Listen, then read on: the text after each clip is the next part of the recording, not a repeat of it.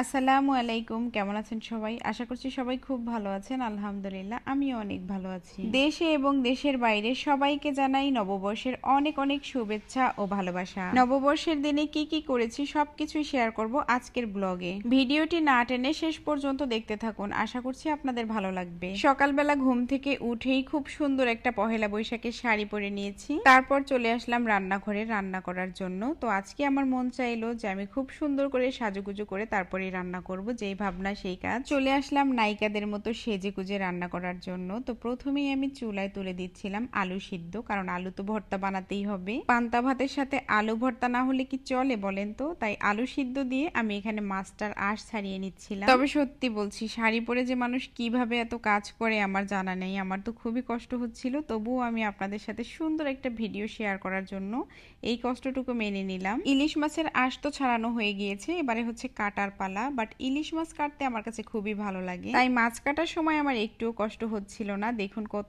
সুন্দর করে মাছটাকে কেটে নিলাম, আর ভিতরে হচ্ছে ডিম হয়ে গিয়েছে। ইলিশ মাছের ডিম তো আমার ভীষণ ভালো লাগে, আমার বাচ্চারাও খুব পছন্দ করে।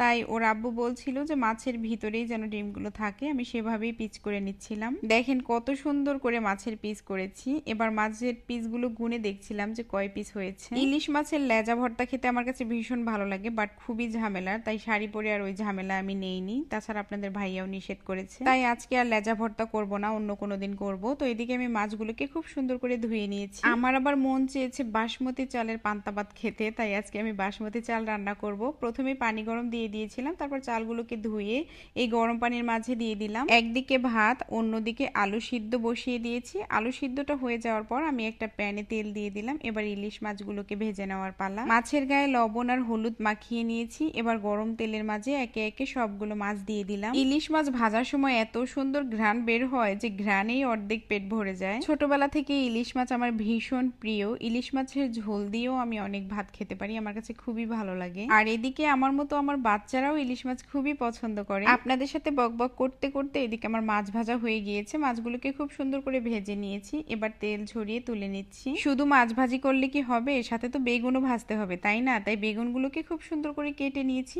এবার ইলিশ মাছের যে তেল রয়েছে সেই তেলেই আমি বেগুনগুলোকে ভেজে নিচ্ছি। ইলিশ মাছের তেল দিয়ে বেগুন ভাজার কারণে যখন বেগুনগুলো মুখে দিচ্ছিলাম মনে হচ্ছিল যে এটাও বুঝি ইলিশ মাছ, এত সুন্দর ঘ্রাণ আসতেছিল। এবারে আলু ভর্তা বানিয়ে নেওয়ার পালা। তার জন্য আমি এখানে পেঁয়াজ আর শুকনা মরিচ নিয়ে নিয়েছিলাম, আর একদম খাঁটি সরিষার তেলও দিয়ে দিলাম। এই সরিষার তেল কিন্তু একদম ঘানি থেকে ভাঙানো তেল, তো বুঝতেই পারছেন কতটা স্বাদের হবে। খুব সুন্দর করে আলু ভর্তাটা করে নিয়েছি, এবারে খাওয়ার পালা। আজকে আমার মন চেয়েছে মাটিতে বসে ভাত খাওয়ার জন্য, যেই ভাবনা সেই কাজ। সব খাবারগুলোকে নামিয়ে নিচে নিয়ে আসলাম। এভাবে মাটিতে বসে খাবার খাই না অনেক দিন, খুবই ভালো লাগে। এভাবে সবাই মিলে যখন একসাথে ছোটবেলায় খেতাম, তো সেই দিনগুলো খুব মিস করি। বাসমতি চালের পান্তা ভাত নিয়ে নিয়েছি, সাথে দুইটা কাঁচা মরিচ আর একটা পেঁয়াজও নিয়ে নিয়েছি। এবার এক পিস ইলিশ মাছ, এক পিস বেগুন ভাজি আর আলু ভর্তা নিয়ে নিলাম। আমি কিন্তু মাঝে মাঝেই পান্তা ভাত খাই, পান্তা ভাত খেতে আমার কাছে ভালোই লাগে। আর পান্তা ভাতের সাথে এই ইলিশ মাছ আর ভর্তাটা জাস্ট অসাধারণ লাগে। আর কাঁচা পেঁয়াজ মরিচ হলে তো আর কিছুই লাগে না। আগের দিনের মানুষ তো শুনেছি একটা কাঁচা মরিচ আর একটা পেঁয়াজ দিয়েই নাকি এক প্লেট ভাত খেয়ে ফেলতে পারতো। আজকের দিনটার জন্য হলেও পুরোনো দিনের কথাগুলো মনে পড়ে গেল, খুবই ভালো লাগছে। সবার জন্য অনেক অনেক ভালোবাসা ও শুভেচ্ছা রইলো। আর আমার ভিডিওটি আপনাদের কাছে কেমন লেগেছে সেটা অবশ্যই জানাবেন। আজকের মতো এই পর্যন্তই, দেখা হবে নতুন কোনো ভিডিও নিয়ে। ততক্ষণ পর্যন্ত ভালো থাকবেন সবাই, সুস্থ থাকবেন। আল্লাহ হাফিজ।